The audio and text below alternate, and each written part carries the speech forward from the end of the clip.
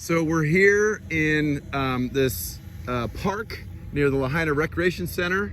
It is not quite, it's almost 18 months since the August 2023 Lahaina wildfire came through and devastated Lahaina town here.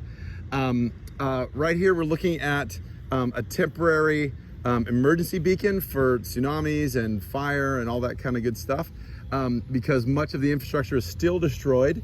So a lot of stuff is currently temporary here a year and a half after the fire.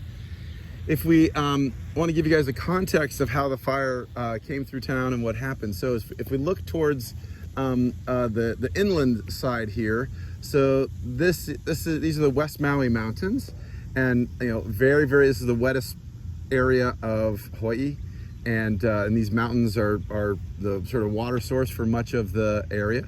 Lahaina was also the seat of King Kamehameha, the sort of royal power, and one of the reasons was because of ease of access and all this and that, but also has tons of water, so there was lots of food production here. So there's all kinds of breadfruit, taro, etc. So as the corporate interests come in, as the colonial powers come in, they transformed this area into a pineapple and sugarcane plantations. So then these hillsides were removed of the trees and removed of the woods, the milo and the koa and all that kind of stuff, and transformed into agriculture. And then starting in the 50s, as that plantation economy begins to falter, given all of the cheaper products elsewhere, the plantations begin to be abandoned, and that process is completed in the 1990s. And this all this land, the foothills around the West Maui Mountains here, become invaded with all kinds of non-native species, particularly grass that is much more flashy. The fire itself, and so there's lots of fuels. In addition, it was a relative drought year, so things were dried out, and we had Hurricane Dora not striking the island but nearby, intensifying the winds. So as we know, the most problematic, the most destructive fires are wind-driven fires. And that's what was happening here, essentially a katabatic wind, for lack of a better word. Okay, so as we look now, we can see the solar panel installation, which has been here for quite some time. And then next to the solar panel, you'll see a tongue of development that's going up the hill.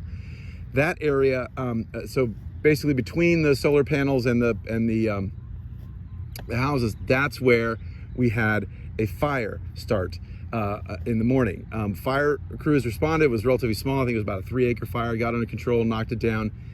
Then they left. Instead of monitoring these hotspots for an extended period of time, as we would say in California or whatever, they pulled the crews off. So several hours later, by mid-afternoon, it had flared up, most likely because of the winds, fueling embers, and the fire essentially starts near that home area and blows down the hill.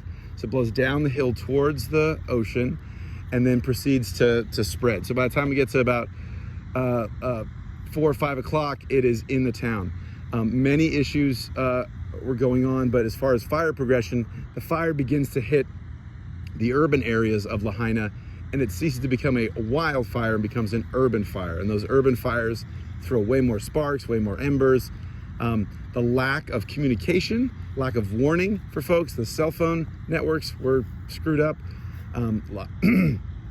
Essentially had the wave of fire go from the upland down into the town all the way to the waterfront. So the historic Front Street, which was where all the tourist things are, where the historic museums are, where the harbor is located, people were essentially driven down there and then either unfortunately perished, or some had to actually jump in the ocean to get refuge. So as we're looking down now, this is a year and a half after. We just had an update from the county and the Army Corps of Engineers. We're about 99% cleared. So most of the properties have had their burnt structures removed, cleared off, and are ready for the beginnings of reconstruction.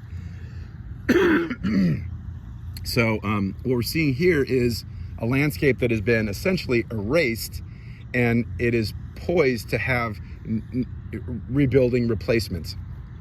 There is still some debate. The debate seems to have been decided by the government that the idea will be to erect above ground telephone poles again, which is part of the problem. These large electrical distribution centers up in the air, vulnerable to winds, are a problem. Those are being replaced with more resistant, fire resistant, but nevertheless they will put in, for the majority of folks here, telephone poles, power poles, to bring infrastructure back.